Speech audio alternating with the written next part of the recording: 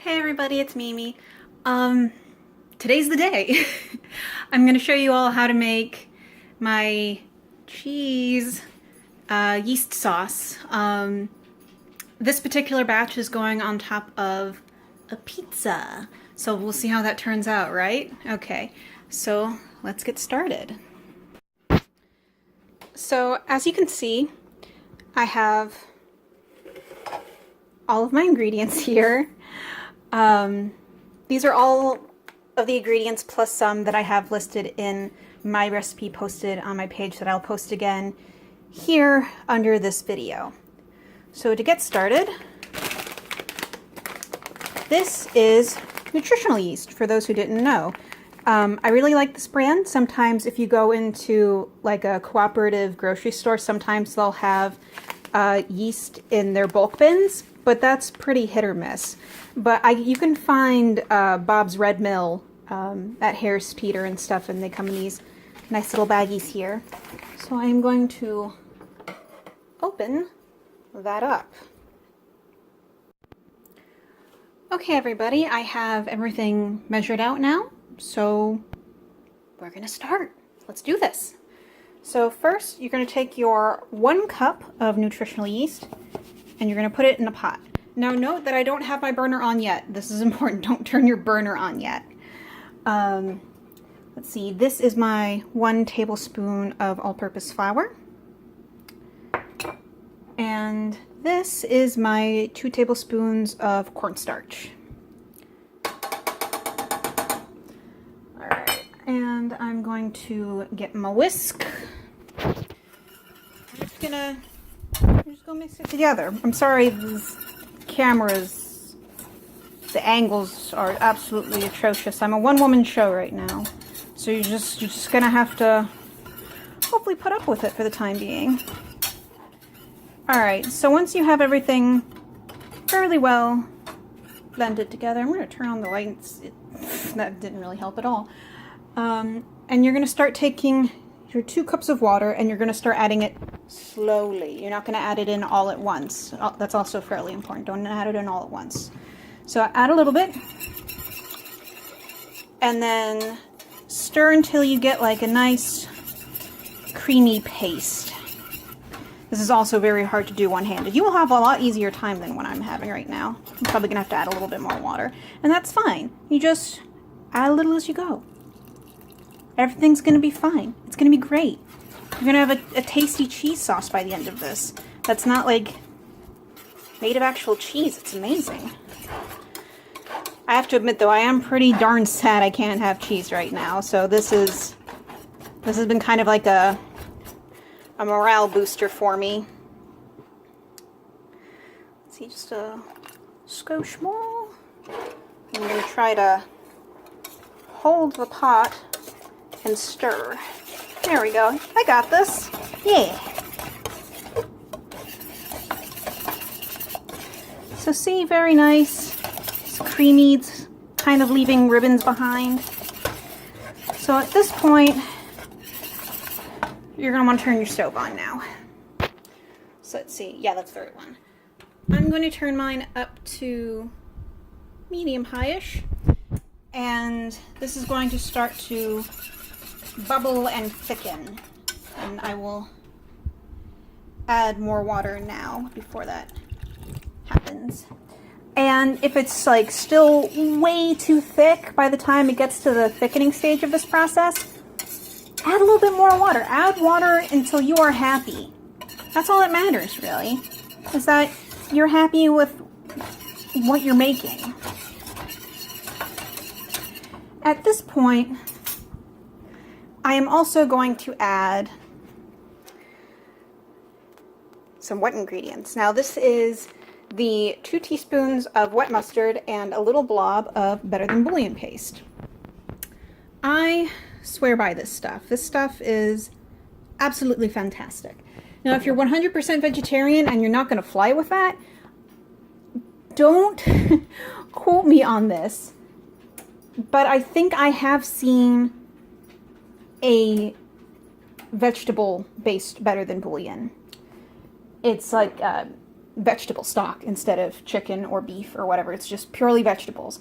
I have never tried it before, so I can't quite tell you what is going on with that. So this is starting to heat up, and when you get to this point, you're going to need to like stir pretty constantly. I have to put the phone down for like a hot second to like figure out how to, can't quite do what I need to do when I've only got one hand essentially. So I'm putting in those wet ingredients I talked about now. I also have a very lovely blend of fresh herbs, including basil, rosemary, and oregano. Since this is going on top of a pizza, I wanted to go with pizza flavors. And the reason why I'm doing this, not just because it's going in a pizza, is because I'm not having tomato sauce on this particular pizza. Not because like I have a dietary restrictions against tomato sauce, but I figured since the cheese sauce is going to be so gosh darn gooey, I figured that's just too much wet stuff on a pizza. So I figured what I would do is I would make my cheese sauce, and then I'm going to slice some fresh organic tomatoes and put that on the pizza first, and then I'm going to put the cheese sauce on top of that. I figured that would do me quite nicely. Would make for a good pizza. So that way I still get like a really good tomato taste, but I'm not missing out on all of the good herb flavors that you would normally get from a sauce. All right, a little bit more water. Oh, whoops. Kind of slipped everywhere, didn't it? All right, was not a very good phone stand. So as you can see, it's starting to thicken up quite a bit now. I've got my herbs in there, got my other tasty things. Let's see. A bit more water. All right. I'm kind of holding the phone with 4 fingers and holding the pot of the handle with my pinky. It's some serious multitask going on here.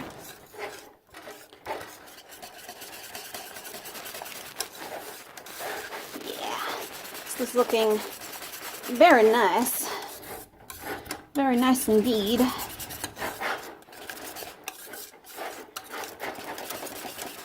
Alright, now I'm going to add some olive oil. I'm going to whisk that in. As you can see, it's starting to bubble. Once it finally gets to the bubbling stage, I'm probably doing this all out of order. If I go back and look at my recipe, I'm probably doing this slightly out of order. But it's working. So there. But once it gets to the bubbling stage, you're going to want to let it bubble for, I don't know, what was it, 30 seconds? Something like that. Basically what that is doing is cooking your flour and your starches, so you don't get like that weird grainy mouthfeel. It should be very smooth, very silky mouth texture when you do it right. Oh yeah, yeah. Let's see. I personally am going to add a skosh more water because this is going over a very large pizza, and I want to have enough to cover all of it.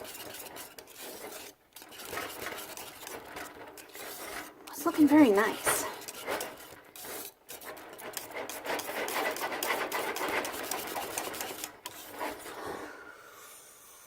Ribbons, very nice.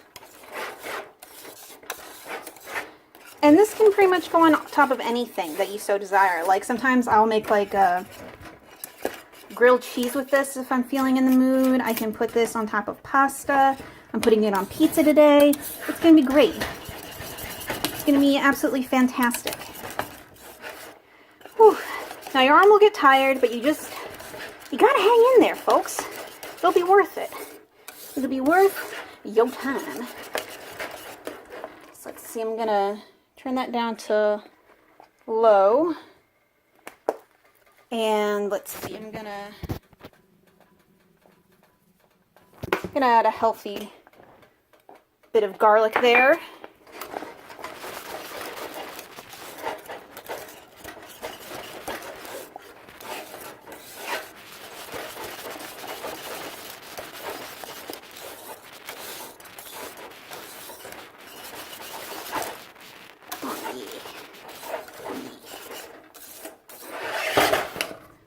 Okay, and then for a wee bit of kick, because I like it, I'm gonna add some good old cayenne pepper.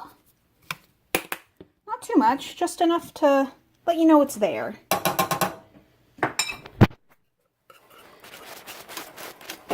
Give the sauce some personality, as it were. And there you have it. All right, let's do a small taste test and see how this turns out. Because at this stage, you can add more salt, more pepper, more herb, just whatever you like. If it's not quite where you want it yet. So let's see how this is. All right.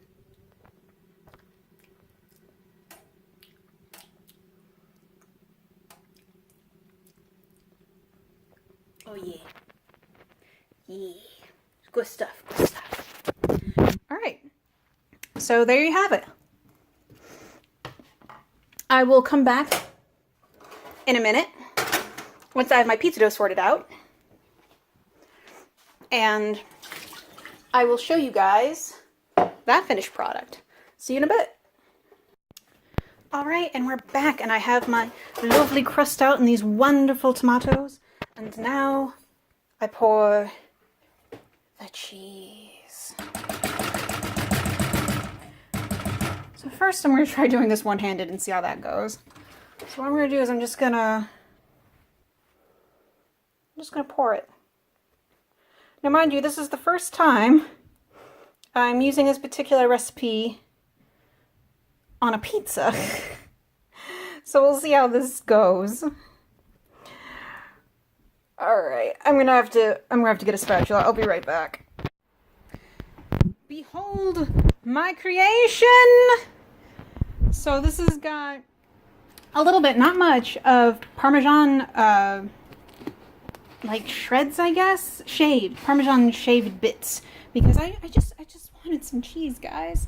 I'll let you know how that goes later. And it's got some tomato, and it's got bits of artichoke and avocado, and some turkey for protein. Because, guys, I need freaking protein. Can't do that vegetarian lifestyle. Can't do it. Literally need protein. So this is my pizza. This is my pizza. It's not baked yet. I'll show you guys some more when this little taste is baked. And here is my finished product. Can you hear it hissing? It's making all those good hot food sizzle sounds. Yes. Alright, well, thank you everybody for joining me on this culinary adventure. I hope that you find it useful in your future. Okay, bye-bye.